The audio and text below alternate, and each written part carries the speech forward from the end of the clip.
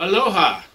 This is Rev Phil Smedstead coming to you from Minneapolis, Minnesota. For anyone who might have been around when I actually founded Windward Community Church, I'm a little whiter in the hair and a little heavier in the body than I was in those days, but I'm delighted to have the opportunity to speak with you today on the occasion of your celebration of the founding of Windward Community Church. So aloha from my home state of Minnesota and my home church of Unity of Minneapolis, where I am currently serving as the temporary minister while our senior minister here has some healing that he's doing. And I also want to say mahalo for inviting me to participate in your anniversary celebration. Wow, it's been 36 years. That's amazing.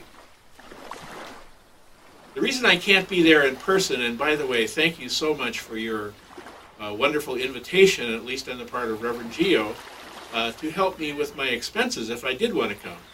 The reason I can't be there is because, as I mentioned, the senior minister here at Unity Minneapolis is having chemotherapy and radiation for the next 6 weeks, and I had already promised that I would be here each of those weeks. He will be fine, but during that time, as you can well imagine, it wouldn't work very well for him to do 3 Sunday services each week, which we do here at Unity Minneapolis. I came to Hawaii in 1981 at the invitation of Michael Murphy, who at the time was the senior minister at Diamond Head Unity. He asked me if I would come and be his associate minister for a year, and during that period of time, if I would supervise the renovation of the property, the campus on Diamond Head. And after that, if I would begin a new Unity Church on the windward side of the island. I said I would do that. And so I did supervise that renovation for a year. And if I got my date right, in October of 1982, I believe it is, we had our first Sunday service on the windward side at Hawaii Loa College, in their cafeteria, I think. We had, I think it was probably the largest first service that I've ever heard of, at least. We had 310 people that attended that first service that Sunday. And the reason we had so many is because Reverend Michael asked everyone who could from his congregation to come over on the Poly Highway and support us for that one day. So that was quite a dramatic opening. Following that, for the next 2 years while I was there, we probably fluctuated between 150 and 200 people each Sunday. We were at Hawaii Loa College for a few months in the beginning, and then they needed the room for something else. So we found a grade school cafeteria and signed a 6-month lease. What they originally told us is that we could have the place for 6 months on Sundays, and that we could re-up our lease for 2 more 6-month periods of time. I'm not sure how many years we ended up being at that cafeteria, but I'm pretty sure it was a whole bunch. And we just kept getting one time and another, having it be redone, the lease redone. At first, when I was in Hawaii, I wore a suit every Sunday. It took me a while to kind of get the message that I didn't need to dress up that much and would be much more comfortable. And of course, so would everybody else if I had a shirt on that was more like this.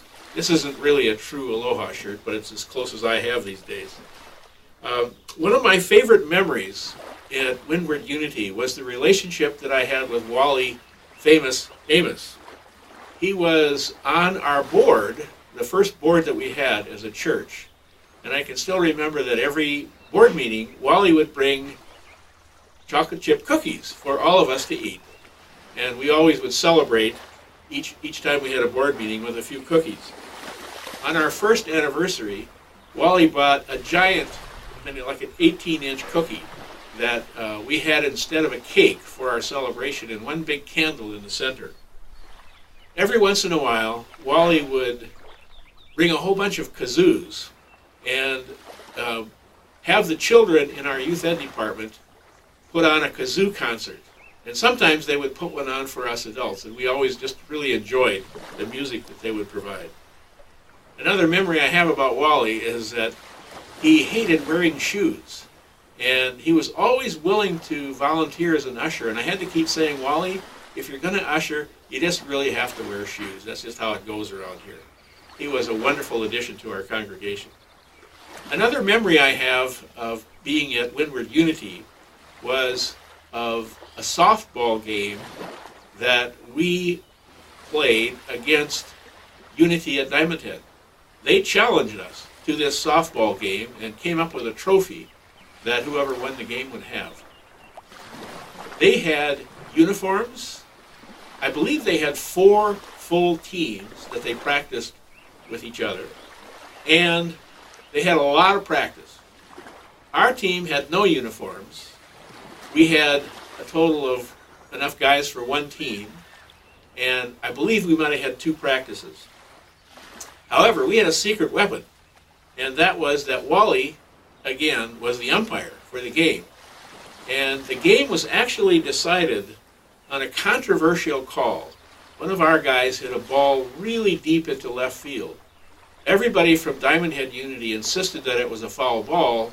We all insisted that it was a fair ball. And Wally, being the final arbiter, made it, of course, it was a fair ball at that point, and that's how we won the game.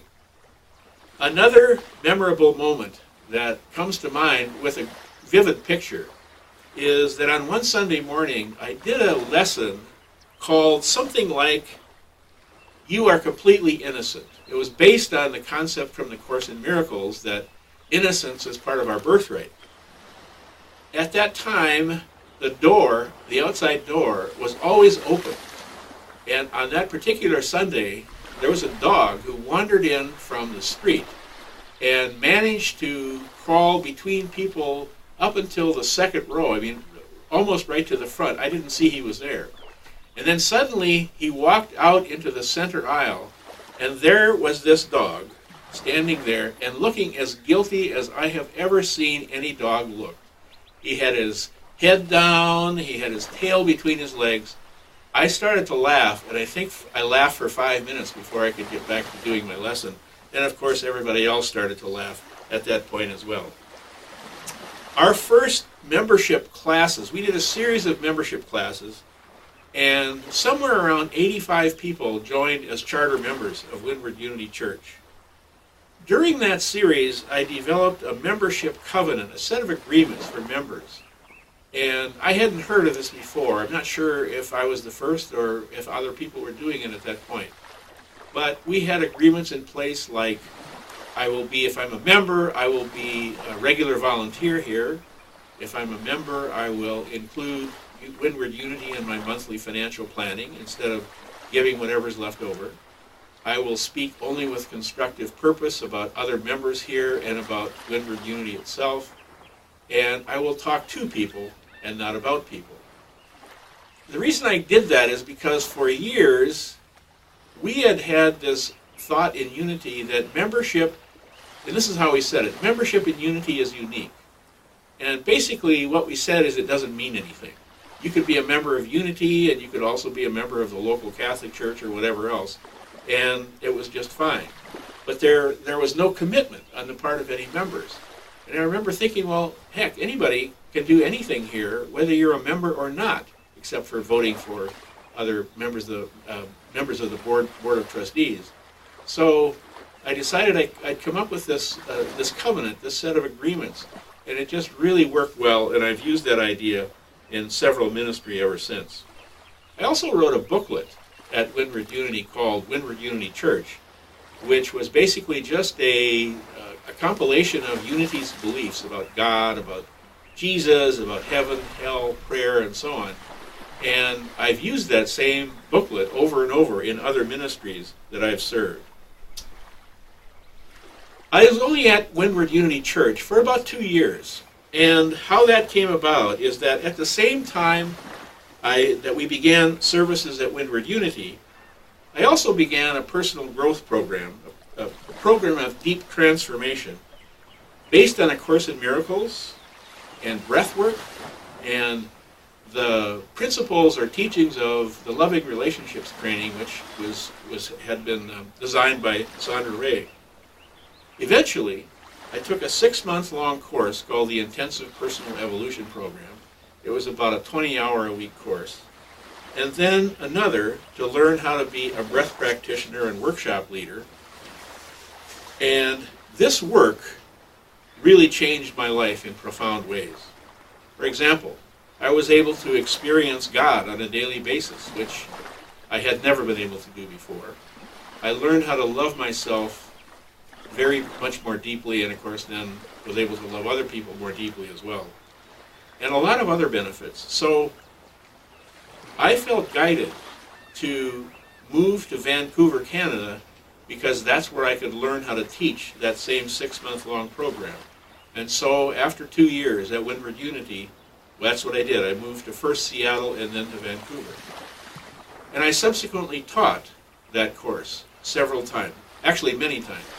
First in Vancouver, Canada, then in Houston, Texas, and then many times in Minneapolis here. So mahalo for allowing me to participate in your anniversary celebration. I am so thrilled that Windward Unity Church is still there. I'm very sorry that I can't be there in person. There will always be a special place in my heart for Windward Unity. I send lots of love and prayers for your well-being. God bless you.